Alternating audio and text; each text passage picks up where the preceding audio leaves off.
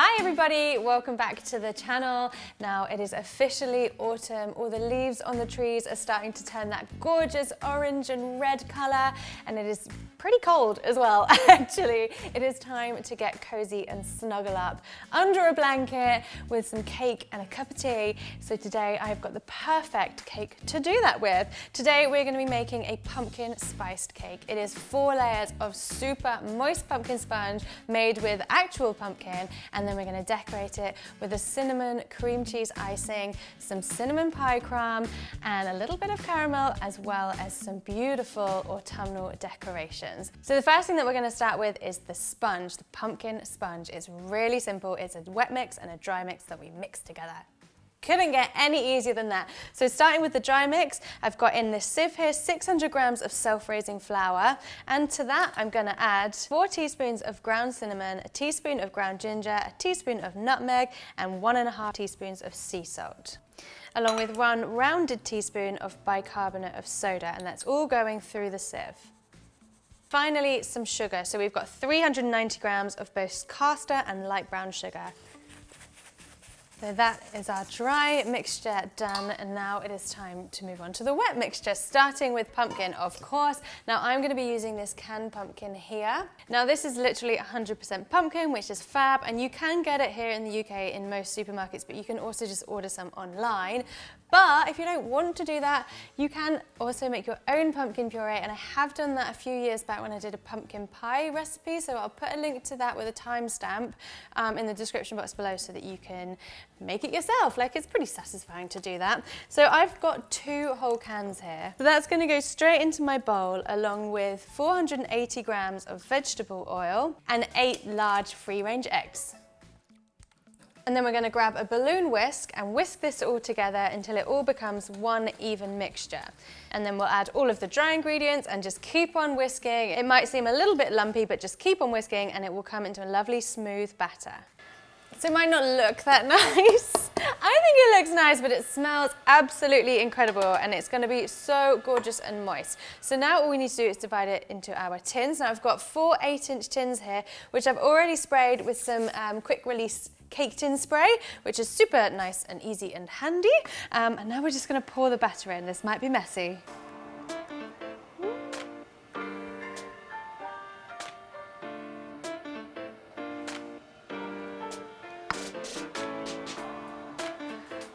So because this is such a liquidy, runny batter, they should kind of like level themselves out, but you can give them a little zhuzh with your spatula if you need to. And now we're going to bake them. Hooray! The oven is preheated to 165 degrees C, which is a little bit lower than usual, and they're going to take a bit longer than your normal vanilla sponge. So I'm going to put these in for 30 minutes, but I'm going to keep on testing after 30 minutes with a knife or a skewer until the skewer or knife comes out clean.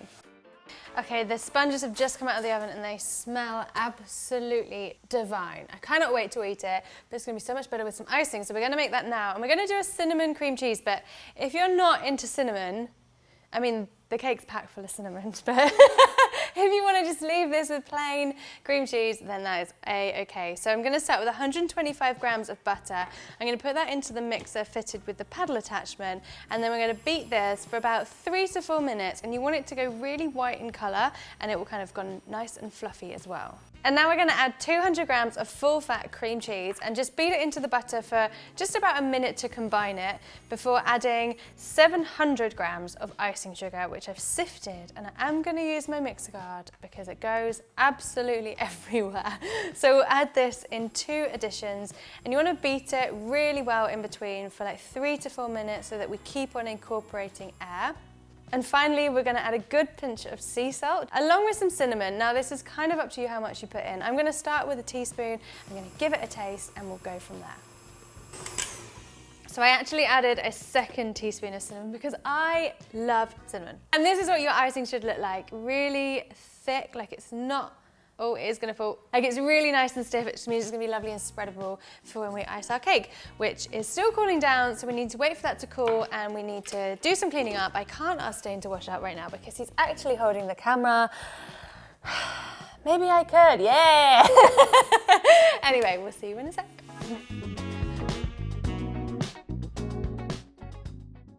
All right, so the sponges have cooled down. They are looking absolutely beautiful, but I am going to trim the tops of them just because I want my cake to be nice and straight and level. So I'm using my leveler for that, and I'm just trimming the very tops of them off. If you don't have a leveler, then you can use a serrated knife. So you'll notice that I'm only trimming the tops of the cakes off. I'm not actually taking any of the sides off like we usually do. That's because we're going to ice this like a naked cake, so we want the sides of our cake to be showing through the icing. And now we're going to stick the first layer of sponge onto a cake board or a large plate with a little bit of our cinnamon cream cheese icing. Just make sure it's in the middle of your board before giving it a little gentle press down. And now take a nice generous spoonful of your icing, blob it right in the middle of your sponge. Now I like to use an offset palette knife to do this, but you can use the back of a spoon or spatula if you don't have one. And just very gently push the icing out towards the sides of the cake. If it spills over the edge, it's absolutely fine. Don't worry, we're going to go around the outside with more icing anyway. And I just want to keep doing this until you get to the very top of the cake.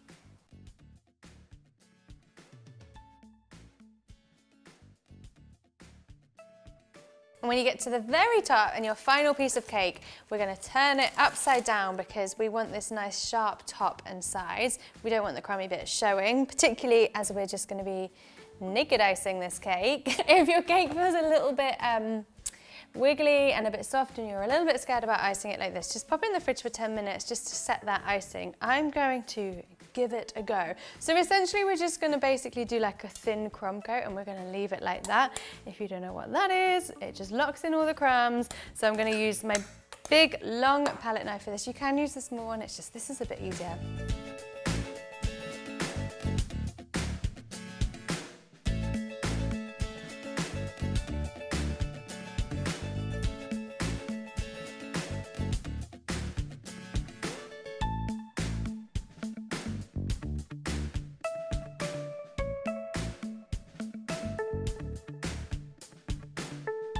If you have a cake smoother, grab that and just smooth out the sides of the cake, pulling off a little bit of icing just to reveal the cake underneath. If you want to do the top too, then go ahead. All right, I am really liking this kind of rustic look, but if you want to give it a proper smooth top coat, then you do you. I have put the rest of my icing in a piping bag fitted with a French stir nozzle just because I think it's going to really work with our decoration design that we're going to do. I also stole some caramel from the bakery downstairs, but we'll put some links to some videos that have got recipes for this in the description box below. I've also got some pie crumbs, some cinnamon pie crumb that I made. Now this is really easy to make. All you need to do is mix 110 grams of plain flour with 10 grams of both caster and Demerara sugar, a little pinch of salt and a teaspoon of ground cinnamon, and then add 60 grams of melted unsalted butter, mix it all together, and then use your hands to create these nice crumbly nuggety pieces. Spread it out on a baking tray, and then you want to bake this at 170 for about 10 to 12 minutes until it is lovely and kind of golden but just kind of crispy and nuggety. And lastly, I've got some autumnal decorations that I made, like these leaf decorations here that I made with sugar paste, just using these silicone molds here. And then I've also made these really cute little sugar paste pumpkins that are way easier than they look.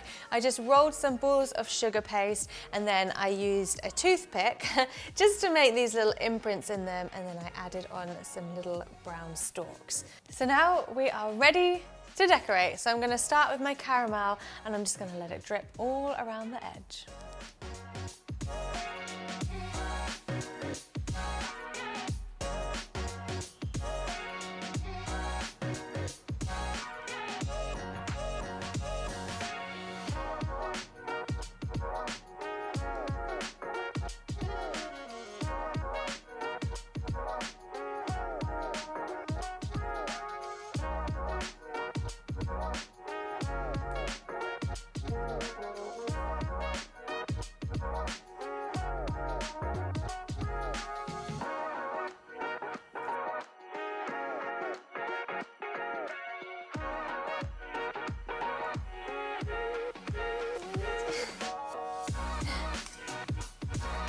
Maybe this is enough.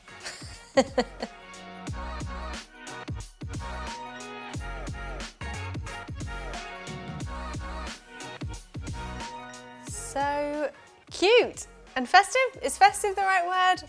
seasonal. That's the word. I've always wanted to make a cake like this, and now I have. It's so, so cute, but it's gonna be even better once we cut into it, so sorry, cake.